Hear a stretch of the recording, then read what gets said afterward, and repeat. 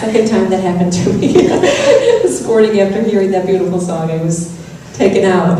Reverend had to say, "You're up. Let's speak." So, again, I want to thank Reverend Elizabeth Warren for bringing me here, allowing me to share my story with all of you today. It's, to me, perfect that the message today is on healing, because my story of No More Pockets has been really a journey through healing that began 55 years ago when I was born.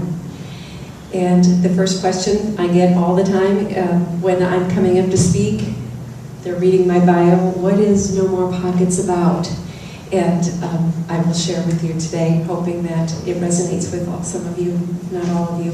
It started like this. So my story of No More Pockets is a true story of my living my life with my hands in my pockets, being born with a birth defect that just really caused me, in my early years, a lot of embarrassment and a lot of shame. People said, when do you think was the first time, what's your first memory of hiding your hand in my pocket? And my first memory was in church. I was raised baptized Catholic, and would come, didn't be familiar with the sign of the peace given in Catholic Church. And I was 6 years old, my twin sister was next to me, and the person in front of us was going down. I'm one of 5 children, going down, shaking hands, and they got to me and they pulled their hand back. So I remember my twin sister saying, put it in your pocket, put your hand in your pocket. But more importantly, she shared with me that was the first time she remembers seeing the look of my face of shame. She said, I'll never forget you dropped your head. Put your hand in your pocket. And that's where I believe, that's my earliest memory of how it came to happen. At the same time, not much later after that, rather, I was, I think, about 8 years old, and I was a gymnast, and I started competing in a USGF capacity. That time in my life was the gym. I was training, competing with able-bodied students like myself. My coach went on to coach 2 men's Olympic gymnastic teams. So I was very fortunate. He was gruff but kind and never allowed me to use my hand as an excuse. So my life from 8 on was in a gym training with able-bodied people. I felt equal. And then I got into junior high. And I remember walking down the hallway and hearing the whispers, there's the girl, that's the girl with the hand. And you could see them nudging each other in the stairs. And I went right back to my time in the church. And my hand went back in my pocket. And stayed there for the better part of my youth into my teens. And it became so comfortable. Because what I thought was, by hiding this, I was giving people the opportunity, what I thought was to get to know me first. I didn't want to be the girl with the hand. I just wanted to be just a girl. I just wanted to be one of all the other classmates. But what I found was, I became so good at it that it became worse when the hand came out of the pocket, because let's face it, the truth always comes out, right? So when they did see my hand, oftentimes after weeks, it was worse. They were really taken aback. What happened? Oh my, you can imagine, exclamations of shock and questions still came back, hand went back in the pocket. And I just started to become aware of this divergence I felt. When I was in the gym, I was this girl. I was treated equal. I was one of my gym mates. And I was in school. I was an outcast. And we have those defining moments in our life that start to shape us. And I had to choose. Which one was I going to be? And then, as you ask the questions, God answers, right? Right? I remember being in, I asked this question earlier, who had social dance in junior high? Did everybody have social dance? Right? Yeah. So I had the humiliation of having my PE teacher have to be my partner because no one wanted to hold my hand. And I was just wanting to have these thoughts of stepping out and being who I was and embracing this part of me, and then step back in. Like I thought it was starting to come out of the pocket, and then I'd go back in the pocket. And my junior high class fit into our local high school. And I'll never forget another defining moment that came. It was freshman year. We had all returned from summer vacation, and I saw a change in a lot of the students. Some had lost weight. Those who had been teased lost the weight. Those who had had glasses, being teased about 4 eyes, now had contacts. Several students had been able to get nose jobs. More important than the change, the physical change I saw, was this way they carried themselves down the hallways. And now there was a difference in how they were interacting as students with each other.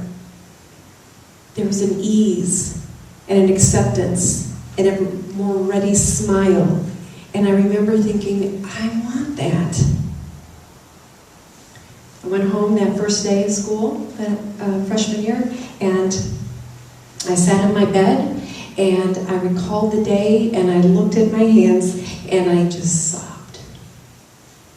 Because I thought this isn't going to change. I'd already seen doctors. There was no surgery they could do. My dad was not going to allow me to wear a prosthesis. And there was another defining moment being presented to me. And thinking, if you want the peace that you see in these students, it's going to have to come from accepting this. So, my mom took me shopping, and I started to buy clothes with no more pockets. Because I knew every time it got uncomfortable, I was going to go back in to hiding. It had just been too much a part of my life by this time. But still, I would revert back. And I'll share this story with you. My first husband, I was married 24 years, my first marriage. We had been dating about 6 to 8 weeks. And his parents said to him, "We just love Laura." We were 19 at the time. "What happened to her hand?" And my husband said, "What are you talking about?" And they're like, "She's missing 5 fingers." And he did not know. Got in his car, drove, he lived 2 towns away, drove over in his car, knocked at my door, I answered the door, he held out his hand, and I went back to church mode. And I started to cry. Because I thought, he's going to reject not only my hand, he's going to reject me. But he didn't. He didn't. He just said, "How long have you been hiding this?" And I said, "It's the better part of my life." So through his love, and I was starting to find my way through my No More Pockets. My life started to unfold into more self-acceptance and wholeness. And as I said earlier, I had been teaching yoga for many, many years at that point. And I was in local high schools for their PE programs, doing yoga with the kids. And my next defining moment came. So I had 60 high schoolers, juniors, I believe, in front of me. And I was very comfortable. I was a dancer and a gymnast, and now got into yoga. So anytime I was moving and caught up in the movement and expression, I got lost in the joy of that, and my hand became moved. So they stopped me. What happened to your, one of the students stopped me in mid yoga flow and said, what happened to your hand? And thinking, I don't want to go there. So I said, no, you're not getting out of yoga. We're going to continue on. I know what you're trying to do. And he said, no, I want to know what happened to your hand. And one student turned into 6. And I panicked, sweat. I thought, I looked up, I remember thinking, dear Lord, what am I going to do? And I just felt this peace and it said, share. So I shared my story.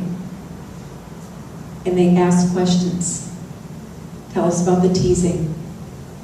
Tell us they wanted to hear more in-depth stories and more sharing. And I noticed kids started to weep. And there was a connection there I was not prepared for.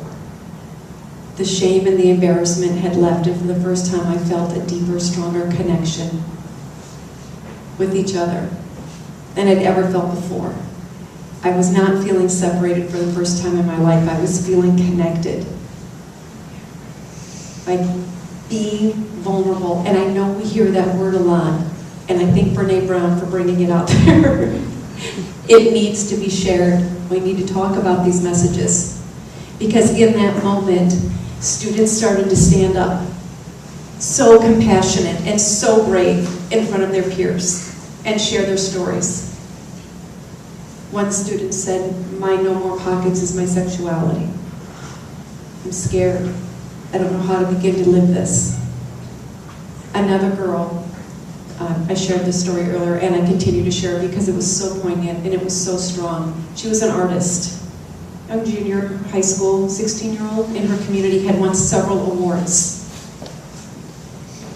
The principal had asked her to paint the mural on the high school exterior building, and she did.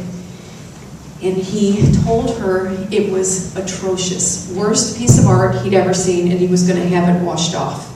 And then proceeded to say to her, this young, beautiful, impressionable girl, if you're thinking your artistic expression is where you're going with your livelihood, I would think twice. So she stood up in front of all her peers, and just, poor thing, just cried her heart out, saying, your hand is my creativity. And I've hidden it, and I have buried that in my pockets because I've been made to feel shameful and outcast and different because of it also. And I just remember thinking it was the very first time in my life I started to think different. And thinking all these years of hiding because I felt separate or judged because of this is what really we were here to connect on. A teacher came up to me after that, the class ended, and said, I think you found your calling. And I said, no way am I going to do this again. It was too hard. It was heart-wrenching. It was my cotton mouth and sweat, and I thought, no, I'm not doing this again. And yet, about 3 years later, I was called out to do it again. And again. And again. And the more I saw the connection, more importantly, the more I felt the connection and the shared head nods, the more I realized there is so much more power in sharing our stories about these things that we keep trying to hide because they make us feel different instead of unique. Because they make us feel separate when really they are our strongest connection to each other. I go to a lot of success, leadership, mindset workshops and seminars. And the reason we go, as I believe, is because we are wanting to be inspired and motivated. But oftentimes when we're around the Tony Robbins, right? We're looking at these larger-than-life people and thinking, they're never going to get, I'm never going to get to where they are. They're never going to understand where I've come from because we're seeing where they are. But you start sharing with people the side of us that has brought us tears, and embarrassment and hiding, and we open the heart. And there's a sense of connection there that I think begins to build us up and let us know we are all here on the same journey. I know her pain. I know this stuff. It's different. It might not be in a physical, I don't say defect anymore. I do say gift. People say that sounds cheesy, but it's true. It's a gift. We all have these gifts. Physical, emotional, creativity. I say to people, how many of you look at Lady Gaga and Pink? All these strong people who have made a statement and found the magic in who they are, living their truth, by being different, right? I said to this one girl said to me, we were talking about our versions of ordinary faith, and she's like, I don't want to be vanilla anymore, right? I want to be the colonial ice cream kitchen sink. I want to be like Rocky Road, cherry on top, and I don't know, sparklers coming out of it. And I love that. But it's a journey. And it will always unfold. My purpose in saying that is because I didn't share this in the earlier one. So it started with my hand, right? And then my spirituality came into play. I've always known the presence of angels around me. I have always felt deeply connected to a higher God, I call universe, source. So about 7 years ago, one of my closest friends to this day said, Laura, I started reading and really practicing this teachings of Abraham, studying universal laws. And she said, you're wigging me out. You're already blonde, you grew up in California, you're a yoga instructor, and now you're talking about manifesting. And universal energy and intuition flowing through you. And she said, you gotta stop, because people are gonna think you are a kook. Really? What did I do? Hands back in the pocket. Now, I read my books, I studied, I practiced, but I did it in the confines of my mind. Or I found, that's when my yoga, I thought I'm safe in my yoga. Here, I'm safe in this church. This is still, my spirituality is finding its comfort zone and its freedom and finding this path and learning how to share in unity.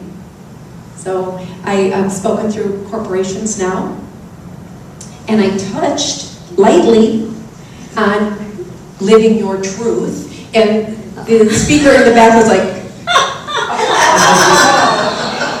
and afterwards he said, okay, let me critique you. 2 things. You're too emotional when you talk. You're just too... And then he said, don't even begin to hint in corporate settings at spirituality. And I'm not convinced that there's not a place. You can't tell me that in this story here, vulnerability and embarrassment and shame and hiding, that somewhere in that message we are not all connected. Final short thought I want to share with everybody. There's a cricket. Oh. Too many. My son is 30 years old, beautiful soul. Tatted up, gauged ears, love him. Love him, love him, love him. Because he's brave. He just is who he is. When he was in junior high, that side of him brought him from an A student down to suicidal. The bullying and the teasing. And such a compassionate, sweet soul. And I think that's why it resonated so deeply. The verbal abuse and then the physical abuse. And I remember going to the principal. And I said, I know it's zero tolerance, but I just told him to kick ass. The next bully who gets him, give it to him. And he said, all right. So I said, if he's suspended, he's suspended. It's okay. He has my permission. I don't condone violence, but that's the point I had come to as a mother, seeing that happen with my son. And the principal's words were, my hand to God.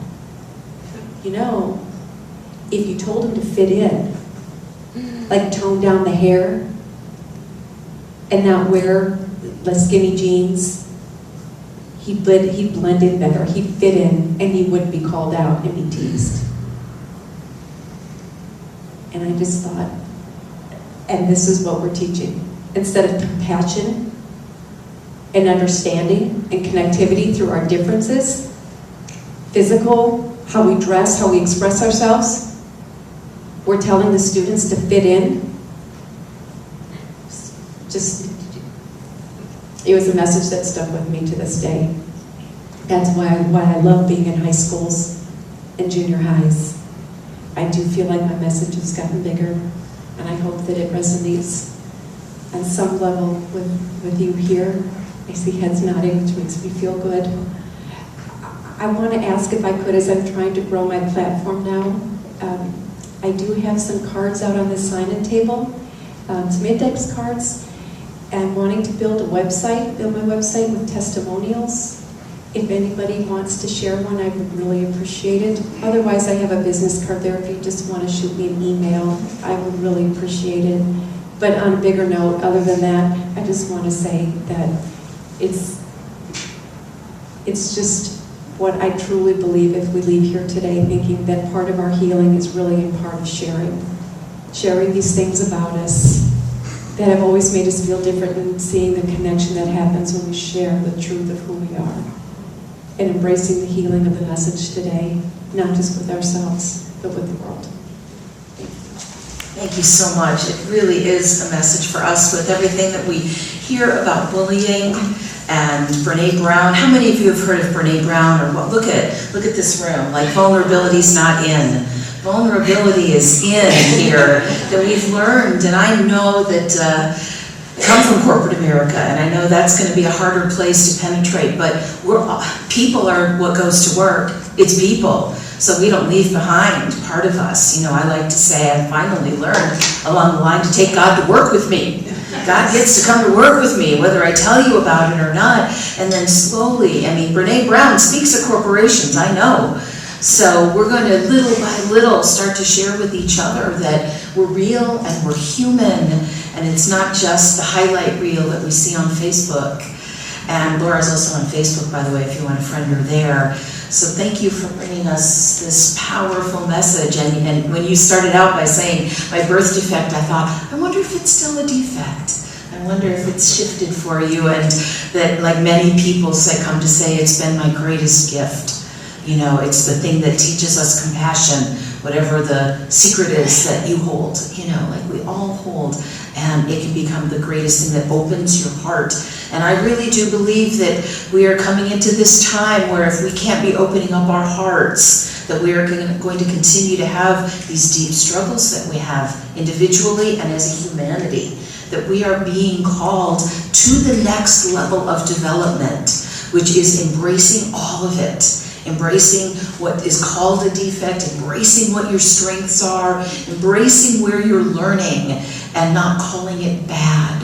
So this is a message for our time. Thank you, Laura. And now,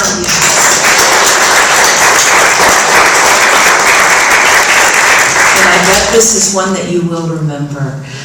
This is one of those talks that I know I will remember.